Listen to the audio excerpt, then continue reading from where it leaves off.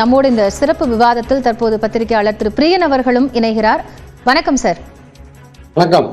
முதற்கட்டமா அந்த பொதுக்குழுவினுடைய சாராம்சமாக அந்த தீர்மானங்கள் நிறைவேற்றப்பட்டிருக்கு. எப்படி பார்க்கறீங்க விஜயினுடைய இந்த முதல் பொதுக்குழு கூட்டத்தை?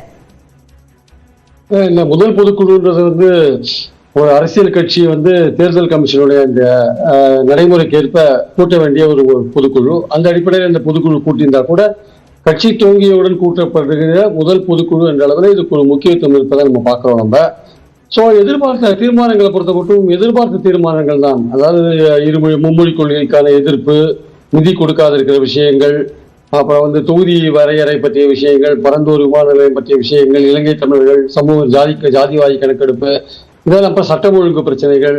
வக்போர்டை சேர்த்தாங்களா இல்லையான்னு தெரியல. ஒருவேளை அதுல இடம்பெற்றிருக்கு வக்போர்டு. இந்த மாதிரி தமிழ்நாட்டுடைய முக்கியமான அரசியல் ரீதியான வாழ்வாதார பிரச்சனைகள், அப்புறம் மொழி ரீதியான பிரச்சனைகள், இந்த மாதிரி விஷயங்கள் எல்லாம் சேர்க்கிறார். ஒரு தமிழ்நாட்டில் இருக்க ஒரு அரசியல் கட்சி